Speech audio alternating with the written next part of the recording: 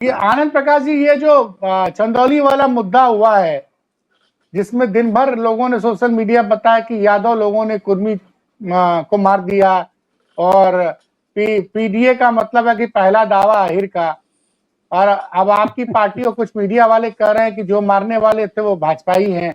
सच क्या है? बनारस में बैठे हुए हैं। देखिए, ये सब तो आर्थिक संघर्ष है, स्वार्थों का संघर्ष है। आज की तारीख में राजनीति में पूंजी इतनी हावी हो गई है, या यूं कहें पूंजीवाद इतना हावी हो गया है। पूंजीवाद का मतलब केवल पूंजी नहीं है, तो पूंजीवाद का मतलब वो पूरा चरित्र होता है। इतना महंगा कर दिया है कि आज की तारीख में नेतागिरी हो चाहे जो हो, सब का सब पूंजी केंद्रित हो गया है, धंधा केंद्रित हो गया है। जिसके पास पैसा नहीं है वो आदमी राजनीति में एक कदम भी आगे नहीं बढ़ सकता है। फल ये है, अच्छा, और पैसा सही माध्यम से आएगा नहीं। पैसा जब भी आएगा तो नहीं, ये मसला क्या है? क्योंकि वो तो कह रही, आप उसको कहीं और ले जा रहे हैं। मैं दर्शकों को समझना चाहता हूँ कि ये जो आरोप लग रहा था कि यादव लोगों ने मारा है, यादव सफाई थे, वो तो आप वो लोग कह रहे हैं हमारा भाजपाई है।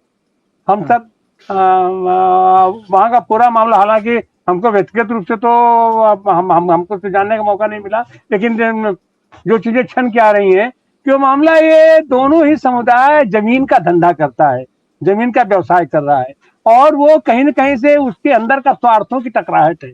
और उस स्वार्थों की टकराहट में, जैसा उनका भी आया बयान कि हम लोग साथ काम करते हैं, वो रास्ता को लेकर के विवाद था, हमसे बात करने आए, तो ये कुल जो हटा करके स्वार्थों की लड़ाई है। इसमें अहीर, गडरिया, पासी, कुर्मी, ये सब बात देना बिल्कुल बेवकूफी की बात है। ऐसा कुछ नहीं है, वो स्वार्थों की टकराहट है, धंधे का, वो बिजनेस का मामला है, और वो आपसदारी का मामला है। वो लोग आपस में सलट भी लेंगे, और उसके जो ये केवल अपना राजनीतिक जो तो खाली इसका माहौल बनाते हैं, उसका कहीं कोई मतलब नहीं है।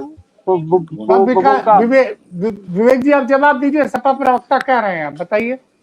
वो तो प्रवक्ता नहीं है सर। अच्छा, उनकी बात से आपको जवाब नहीं मिला अभी तक। वो खुद कह रहे हैं कि दोनों लोग आपस में सलट लेंगे, उसके बाद भी आप दुबले हो रहे। काजी जी क्यों दुबले शहर के अंदेशे से?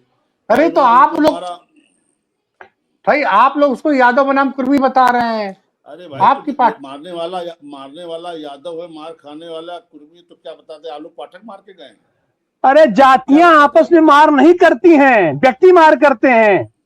व्यक्ति एक दूसरे की हत्या करते हैं, जातियां नहीं करते। हर चीज को जाति रंग दे देना, हर चीज में वो पॉलिटिकल रंग बोल देना, उसका कोई मतलब नहीं बनता है। Rahul Gandhi chief secretary, cabinet secretary में ओबीसी ढूंढ रहे हैं। आप कह रहे हर चीज को जाति रंग दे देना, हर जगह आप जाति ढूंढ रहे हैं। यहाँ जाति बताने में शर्म क्यों आ रही है आपको? देखिए, मैं आपको नहीं, अपराधी आनंद जी, मेरी बात सुन लीजिए। अभी उन्होंने राहुल गांधी का जिक्र किया जी। मैं आपको ओबीसी में कितने सेक्रेटरी चमार है, कितने सेक्रेटरी एसटी, सब आप पूछते हो नहीं पूछते हो? तो नहीं, मैं विवेक जी, मुझे तो मेरा सवाल तो राहुल गांधी से भी है कि कांग्रेस के 4 मुख्यमंत्री हैं, एक इसमें ओबीसी समाज से था, बाकी सब सामान्य समाज के हैं। चाहे वो केरल के गणेशन सतीशन साहब हो, चाहे वो तेलंगाना के हो और हिमाचल के हो।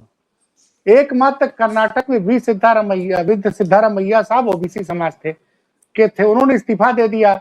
और जिसका नाम बताया जा रहा है, जो मुख्यमंत्री बनने जा रहा है, डीके शिव कुमार, वो जनरल कैटेगरी के आते हैं।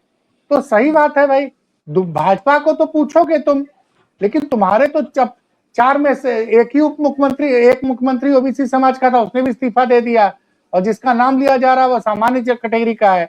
तो भाई, ये आरोप आप भाजपा पे कैसे लगा दोगे? आप तो खुद ही वही काम कर रहे हो, और सपा इसका विरोध क्यों नहीं कर रही है भाई? नहीं, कैसे करेंगे? उन्हीं गोद में बैठे राजनीति करें तो कैसे विरोध कर देंगे?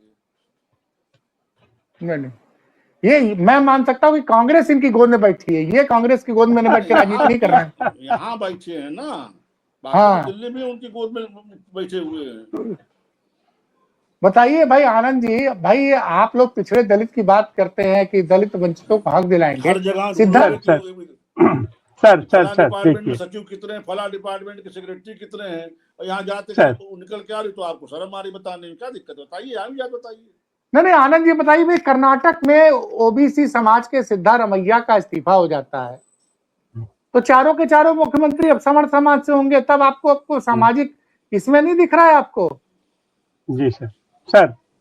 देखिए, हम तो इसको मानसिक और राजनीतिक दिवालियापन कहते हैं, वैचारिक दिवालियापन है। किसी चीज को जातियों के खाके में इस तरीके से बांधना, कमाल है।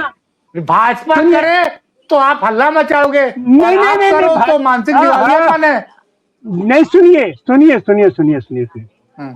जातियों को वर्गीय ढांचे में ढालकर देखते हैं। जातियां ही जातियों के रूप में उत्पीड़न होता है, उनका दोहन होता है, उनका शोषण हो रहा है, बहुत सी सारी चीजें। लेकिन जातियों के आधार पर कोई आदमी को मारता है, जातियां को नहीं मारती हैं। अब यहाँ पर आनंद तिवारी आपसे जो बहस कर रहा है, वो ब्राह्मण नहीं बहस कर रहा है। तो इन सारी चीजों का अंतर भी देखना पड़ेगा, समझना पड़ेगा। अपने अपने हिसाब से ये जो जाति खाके में लोग हैं, बेवकूफ बनाने के लिए जनता को इस तरीके का विश्लेषण प्रस्तुत करते हैं। वो एक महिला को कुछ आदमी वहां जाकर के मारे, इसका मतलब ये नहीं कि एक कुर्मी को अहिर जाकर के मारी। वहां पर अपना व्यक्तिगत टकराव था, धंधे का टकराव था, व्यवसाय का टकराव है, तो आदमी करता है। अब उसको जातियों को लेकर के अब आप उसमें पिल जाइए कि अब वो जाति मारे, वो जाति मारे। ये निहायत ये मानसिक दिवालियापन है, राजनीतिक दिवालियापन है, वैचारिक दिवालियापन। जिसके पास विचार नहीं होते हैं वही लोग इस तरीके का विश्लेषण करते हैं। बोलिए भाई विवेक जी, अब आप जवाब दीजिए भाई। देखिए, इनकी बात को सुनकर के हंसा जा सकता है, बिल्कुल हंसिए, इस पे कोई टिप्पणी नहीं की जा सकती। हर जगह तो ये जाति ढूंढते फिरते हैं, जातिगत जनगणना चाहते हैं, सचिवों की नियुक्ति जातिवार चाहते हैं, पूछते हैं कि इनकी पार्टी में कितने लोग इस जाति की जिला अध्यक्ष है, कितने लोग किस जाति के हैं। और उसके बाद अगर मारपीट हुई, पीड़ित पक्ष कुर्मी बिरादरी से है, मारने वाला यादव से है, तब इनको लगता है कि यहाँ जाति का उल्लेख होना गलत हो गया। भाई, कहीं आपने दलितों को भी किसी यादव जी को मारते देखा है? किसी कुर्मी को किसी यादव जी को मारते देखा है? यही बात तो मैं दोपहर में आपको समझा रहा था कि आज जो समाज में जो मारपीट ग्राउंड लेवल पे हो रही है, अगर 10 मुकदमे हरिजन उत्पीड़न के लिखे जाते तो उसमें 8 में मुलजिम यादव जी होते हैं, उन्हीं से सब प्रताड़ित हैं मौके पर। उसी को प्रकाश राजभर जी ने कह दिया कि 95 और 5 का रेशियो दे दिया, तो उसी पर आप उससे चर्चा कर रहे थे। आप आंकड़ा देख लीजिए ना समाज का। लेकिन यहाँ ये जात बताने में इनको दिक्कत है। नहीं सर, देखिए, अगर जातियों की अगर बात किया जाए तो एक जाति विशेष है जिसके लोगों के मुकदमे लिखे ही नहीं जाते हैं, और सारे अपराध, सारी दबंगई उन्हीं के द्वारा की जा रही है। पूरा का पूरा सत्ता का संरक्षण ऐसे लोगों को प्राप्त है। लेकिन उसमें भी अब हम जाति खाके में हमको नहीं देखते हैं। हाँ, वो किसी जाति विशेष के हो सकते हैं, लेकिन पूरी जाति आक्रामक है, पूरी जाति हिंसा करती है, हम ऐसा नहीं मान कर सकते हैं।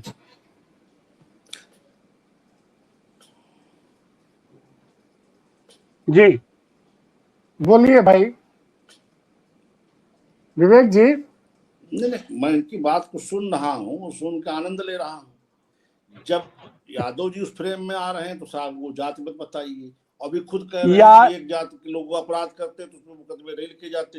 कहाँ बता दीजिए, कहाँ कौन वर्ग अत्याचार का इसके मुकदमे नहीं लिखे जा रहे हैं? किसको हमारी सरकार संरक्षण देती फिर रही, जरा बताइए आप।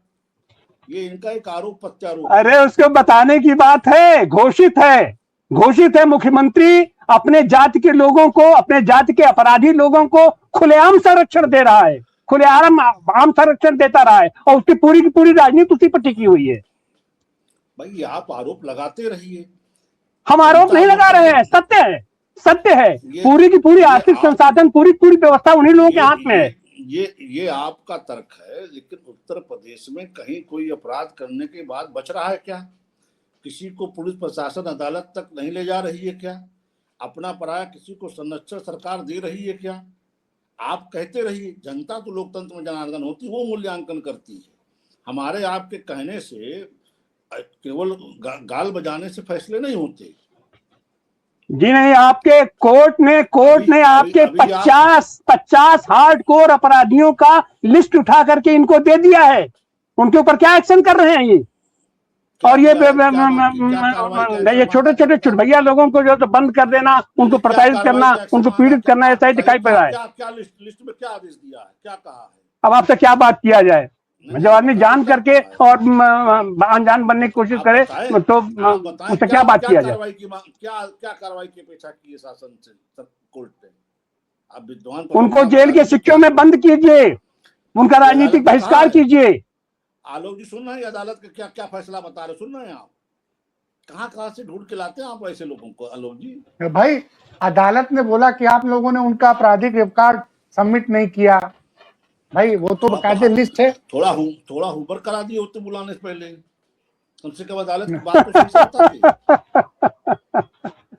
अरे उमर का आप अच्छी तरह किए हुए, ऐसा नहीं अनजान न बनिए विवेक जी। चलिए सर, बड़ी सार्थक चर्चा रही। अब से थोड़ी देर बाद हम लोग फिर जुड़ेंगे, कोशिश करेंगे, क्योंकि खबर आ रही है कि उत्तर प्रदेश के प्रयागराज शहर में कई हजार कॉकरोच यानी युवा सड़कों पर उतर गए हैं पेपर लीक के खिलाफ और मोदी सरकार के शिक्षा मंत्री धर्मेंद्र प्रधान का इस्तीफा मांग रहे हैं। तो ये बड़ी डेवलपमेंट प्रयागराज से आ रही है। इस मामले पे हम लोग ठीक रात 10 बजे लाइव जुड़ेंगे अपने मेहमानों के साथ।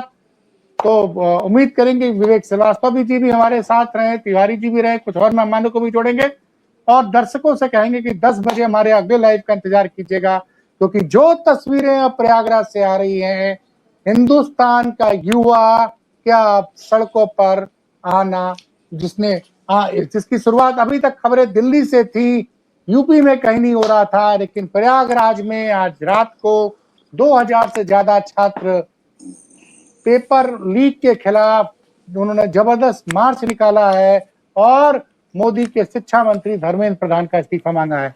इस खबर पर हम रात 10 बजे लाइव जोड़ेंगे। फिलहाल अपने दोनों मेहमानों का बहुत बहुत धन्यवाद और बड़ी संख्या में जो दर्शक हमारे साथ जुड़े हैं उनका विशेष रूप से आभार।